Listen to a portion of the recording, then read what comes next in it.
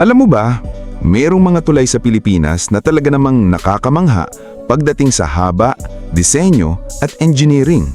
May ilan dito na sobrang haba na parang wala ng katapusan kapag binabaybay mo, habang ang iba naman ay konektado sa mahalagang lugar at tumutulong sa milyong-milyong biyahero araw-araw. Sa video na ito, aalamin natin ang top 12 pinakamahabang tulay sa Pilipinas, Modern Engineering Marvels.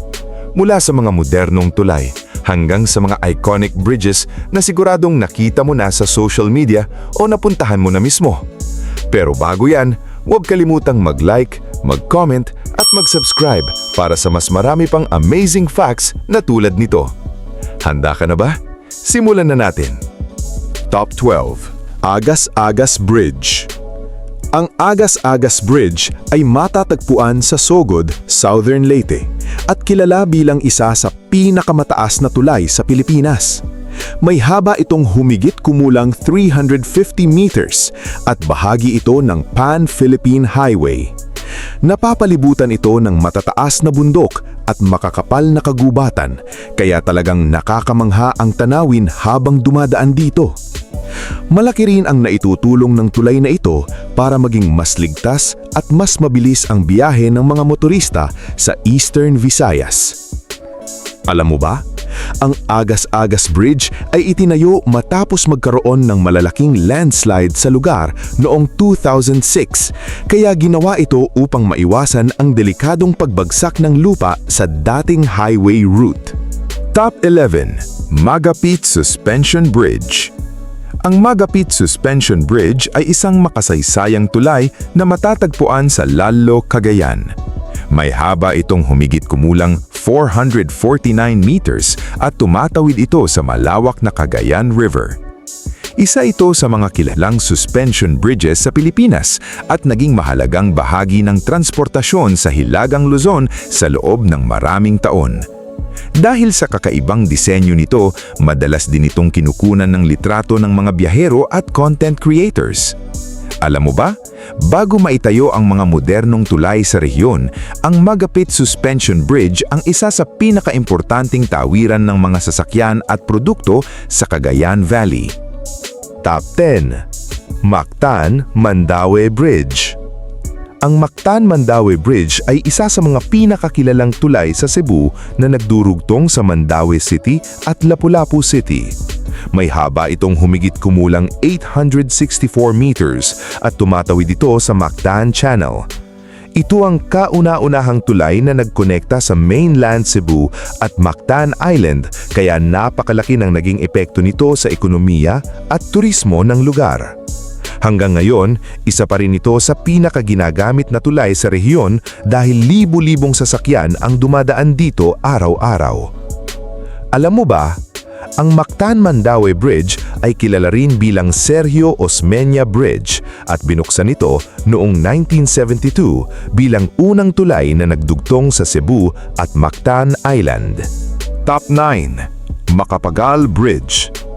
Ang Macapagal Bridge ay isang modernong cable-stayed bridge na matatagpuan sa Butuan City at tumatawid sa Agusan River.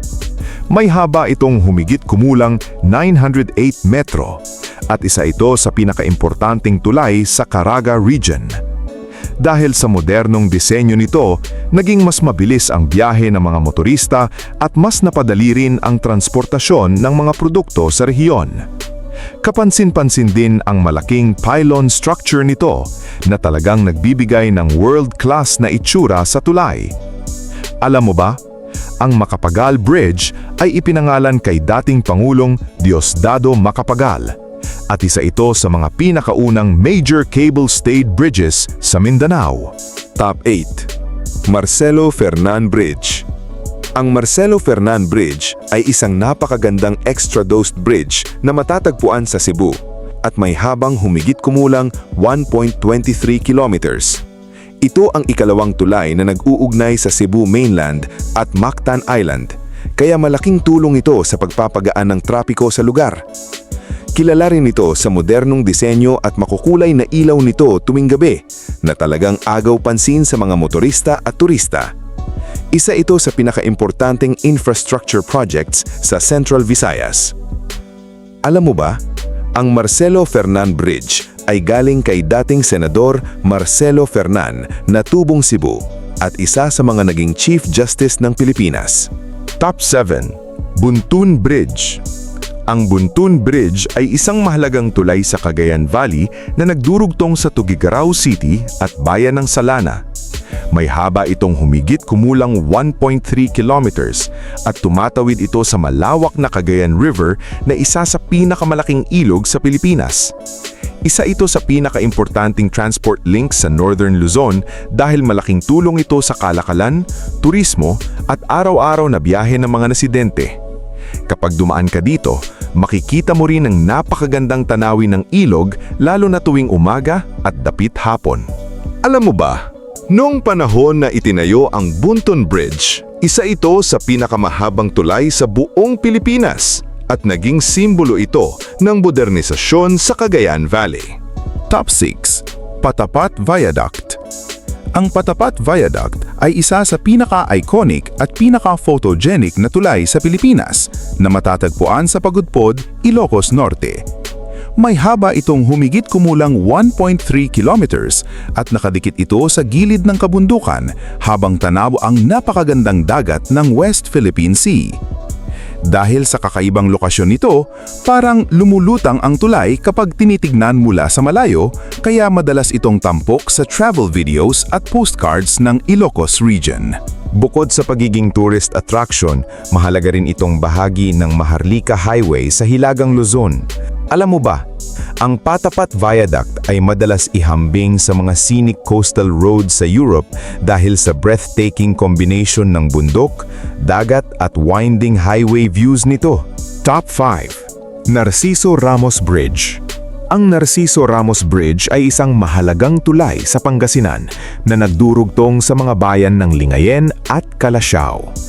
May haba itong humigit kumulang 1.44 kilometers at isa ito sa pinakamahahabang tulay sa Northern Luzon. Malaki ang naitutulong nito sa transportasyon ng mga produkto, lalo na sa agrikultura at pangingisda na pangunahing kabuhayan sa rehiyon. Dahil din sa bridge na ito, naging mas mabilis at mas maginhawa ang paglalakbay ng mga residente at turista sa Pangasinan. Alam mo ba, ang Narciso Ramos Bridge ay galing sa dating kalihim ng Foreign Affairs at ama ni dating Pangulong Fidel V. Ramos na si Narciso Ramos. Top 4. San Juanico Bridge. Ang San Juanico Bridge ay isa sa pinaka-iconic na tulay sa Pilipinas na nagdurugtong sa Tacloban City sa Leyte at bayan ng Santa Rita sa Samar. May haba itong humigit kumulang 2.16 kilometers, kaya matagal itong kinilalang pinakamahabang tulay sa bansa bago maitayo ang iba pang modern bridges. Kilala ito sa maganda nitong arch design at napakagandang view ng dagat habang dinadaanan ito ng mga sasakyan. Isa rin itong simbolo ng pagkakaisa ng dalawang probinsya sa Eastern Visayas. Alam mo ba, ang San Juanico Bridge ay ipinagawa noong panahon ni dating Pangulong Ferdinand Marcos at madalas itong tawaging Bridge of Love dahil umano'y regalo ito para kay dating First Lady Imelda Marcos na taga Leyte. Top 3. Panguil Bay Bridge. Ang Panguil Bay Bridge ay isa sa mga newest at pinakamodernong tulay sa Pilipinas na nagdurugtong sa Tangub City, Misamis Occidental at Tubod, Lanao del Norte. May haba itong humigit kumulang 3.17 kilometers, kaya isa ito sa pinakamahabang tulay sa bansa. Malaki ang naitutulong nito upang mapabilis ang biyahe sa Northern Mindanao dahil nababawasan ng husto ang oras ng paglalakbay sa pagitan ng dalawang probinsya. Bukod dito, napakaganda rin ng view ng dagat at kabundukan na makikita habang dumadaan sa tulay na ito. Alam mo ba? Ang Panguil Bay Bridge ay tinaguriang pinakamahabang water-spanning bridge sa Mindanao at isa ito sa pinakamalaking infrastructure projects sa rehiyon. Top 2. Candaba Viaduct. Ang Candaba Viaduct ay isa sa pinakaimportanteng tulay sa North Luzon Expressway o NLEX na matatagpuan sa Pampanga. May haba itong humigit kumulang 5.5 kilometers at tumatawid ito sa malawak na Candaba Swamp na kilala sa madalas na pagbaha lalo na kapag tag-ulan. Dahil sa tulay na ito, naging mas mabilis at mas ligtas ang biyahe ng mga motorista mula Metro Manila papuntang hilagang bahagi ng Luzon. Isa rin ito sa pinakabisi na tulay sa bansa dahil milyon-milyong sasakyan ang gumagamit nito taon-taon. Alam mo ba, ang Candama Viaduct ay itinayo noong 1970s at itinuturing na isa sa pinakaimportanteng bahagi ng NLEX dahil malaking tulong ito sa transportasyon at kalakalan sa Luzon. Top 1. Cebu-Cordova Link Expressway. Ang Cebu-Cordova Link Expressway o CCLEX ang kasalukuyang pinakamahabang tulay sa Pilipinas na may kabuuang haba na humigit kumulang 8.9 kilometers. Ang napakalaking tulay na ito ang nagdurugtong sa Cebu City at Cordoba sa Mactan Island at isa sa pinakamodernong infrastructure project sa bansa. Dahil dito, mas bumilis ang biyahe ng mga motorista at mas lumakas pa ang turismo at ekonomiya sa Cebu. Bukod sa haba nito, talagang nakakamangha rin ang modernong disenyo at makulay na ilaw nito lalo na kapag gabi. Alam mo ba, ang pangunahing span ng Cebu-Cordova Link Expressway ay may habang 390 meters at sapat ang taas nito upang makadaan sa ilalim ang malalaking barko sa Mactan Channel. At ayan na nga, ang top 12 pinakamahahabang tulay sa Pilipinas na nagpapakita kung gaano ka-advanced at kahanga-hanga ang engineering at infrastructure ng ating bansa. Mula Luzon, Visayas hanggang Mindanao, makikita natin ang mga tulay na hindi lang nagpapadali ng biyahe, kundi nagsisilbing simbolo ng progreso, koneksyon at pag-unlad ng bawat rehiyon. Ikaw, kabida, alin sa mga tulay na ito ang pinakagusto mong marating o madaanan? At may alam ka bang ibang tulay sa Pilipinas na dapat naming maisama sa susunod na video? I-comment mo na sa baba ang iyong sagot. Tandaan, ang Pilipinas ay may mga world-class bridges at infrastructure projects na tunay na sumasalamin sa galing at talento ng mga Pilipino. Sa bawat tulay na ating nadaraanan, mas lalo nating nakikita kung paano pinagdurugtong ng mga ito ang mga tao, probinsya at oportunidad sa buong bansa. At kung nagustuhan mo ang video na ito, huwag kalimutang mag-like, mag-share at mag-subscribe para sa mas marami pang amazing facts, travel videos at Philippine discoveries na katulad nito. Maraming salamat sa panunood! Hanggang sa muli, kabida!